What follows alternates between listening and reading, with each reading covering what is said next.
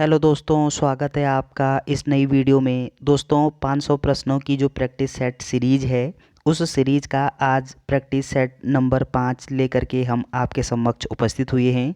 तो बिना देरी किए इन महत्वपूर्ण सवालों को शुरू करते हैं। इससे पहले चैनल को सब्सक्राइब जरूर करें। तो चलिए, इस वीडियो का पहला प्रश्न है, उत्तराखंड के पवित्र धाम केदारनाथ में किस देवता का मंदिर है। आपको बताना है कि केदारनाथ धाम में ये किस देवता की पूजा की जाती है।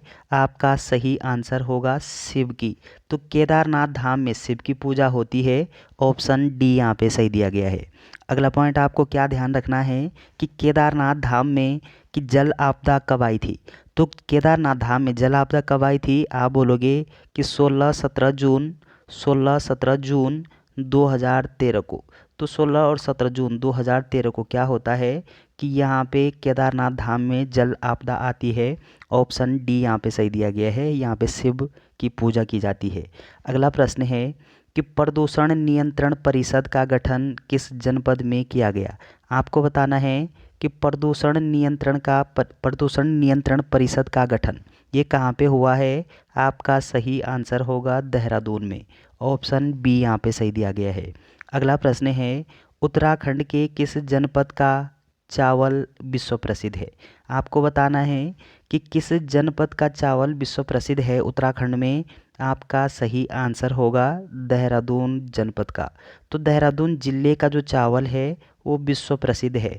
अगला पॉइंट आपको क्या ध्यान रखना है कि उत्तरकाशी के पुरोला घाटी में लाल चावल की खेती की जाती है। लाल चावल उत्पादित किया जाता है। तो चलिए, अगला प्रश्न है कि उत्तराखंड में सिंचित कृषि क्षेत्र का प्रतिशत कितना है। तो सिंचित कृषि क्षेत्र का प्रतिशत कितना है उत्तराखंड में। आपका सही आंसर होगा 40.66% सिंचित कृषि क्षेत्र का प्रतिशत है। ऑप्शन सी यहाँ पे सही दिया गया है। अगला प्रश्न है, उत्तराखंड का कौन सा नगर लीची के लिए प्रसिद्ध है। तो लीची के लिए कौन सा नगर प्रसिद्ध है। आपका सही आंसर होगा देहरादून जो नगर है वो लीची के लिए प्रसिद्ध है। ऑप्शन सी यहाँ पे सही दिया गया है। अगला प्रश्न है, उत्तराखंड में कांचुला खर्क है। तो कांचुला खर्क ये क्या है उत्तराखंड में। आपका सही आंसर होगा कि कस्तूरी मृग प्रजनन व संरक्षण केंद्र है। ऑप्शन ए यहाँ पे सही दिया गया है। अगला पॉइंट आपको क्या ध्यान रखना है कि ये कांचुला खर्क ये कहाँ पे अवस्थित है। आप बोलोगे चमोली में अवस्थित है। और कांचुला खर्क क्या है, एक कस्तूरी मृग प्रजनन व संरक्षण केंद्र है। अगला प्रश्न है कि संस्कृत साहित्य में किस नगर का नाम मायापुरी मिलता है। तो मायापुरी नाम से हम किस नगर को जानते हैं। आपका सही आंसर होगा हरिद्वार को। तो हरिद्वार का एक उपनाम क्या है, मायापुरी। ऑप्शन सी यहाँ पे सही दिया गया है। अगला पॉइंट आपको क्या ध्यान रखना है कि हरिद्वार में सबसे अधिक आबादी किस क्षेत्र में है, किस जिले में है। आप बोलोगे हरिद्वार में। ऑप्शन सी यहाँ पे सही दिया गया है। अगला प्रश्न है कि सूची फर्स्ट को सूची सेकंड के साथ सम्मिलित करना है आपको। तो यहाँ पे केदारनाथ का संबंध उत्तरकाशी से दिया गया है, यमुनोत्री का चमोली से दिया गया है, बैजनाथ का टिहरी से दिया गया है, देवप्रयाग का अल्मोड़ा से दिया गया है। आपको मैचिंग करना है।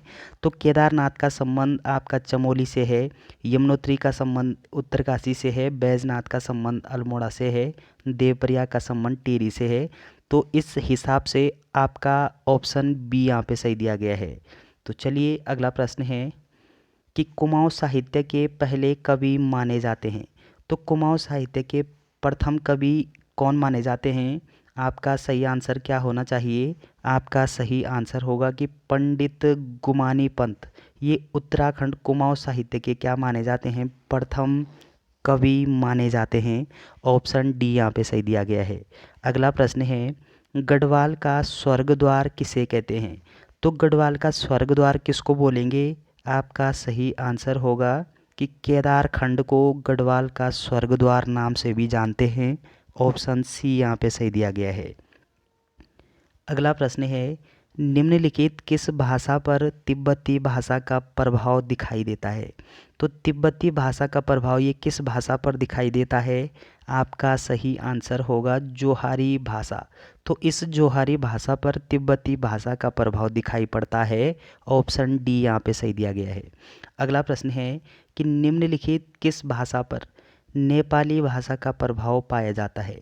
तो नेपाली भाषा का प्रभाव ये किस भाषा पर पड़ता है?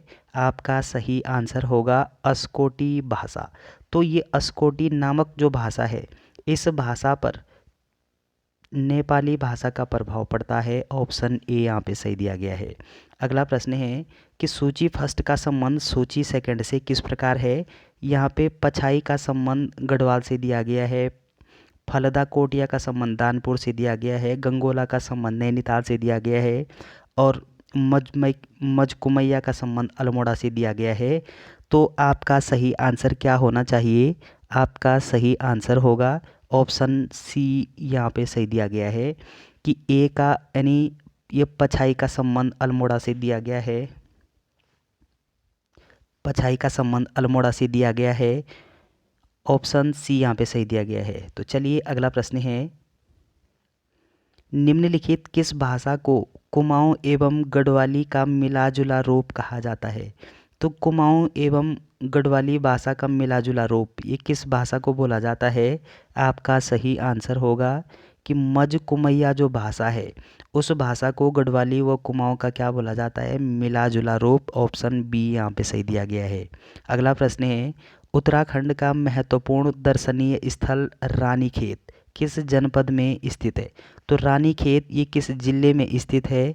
आपका सही आंसर होगा अल्मोड़ा जनपद में। ऑप्शन बी यहाँ पे सही दिया गया है। अगला प्रश्न है, कौशिकी देवी का मंदिर स्थित है।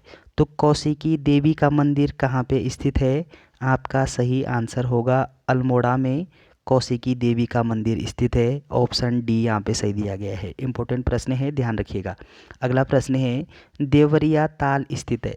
तो ये देवरिया ताल कहाँ पे स्थित है, किस जनपद में स्थित है? आपका सही आंसर होगा पौड़ी गढ़वाल में। ऑप्शन ए यहाँ पे सही दिया गया है। अगला प्रश्न है, उत्तराखंड के किस जनपद में सर्वाधिक सघन वन का क्षेत्रफल है। तो सर्वाधिक सघन वन ये किस जिले में है उत्तराखंड के? आपका सही आंसर होगा नैनीताल में। ऑप्शन ए यहाँ पे सही दिया गया है। तो चलिए दोस्तों, वीडियो अगर आपको अच्छी लगती है तो चैनल को सब्सक्राइब करना ना भूलें। Thanks for watching.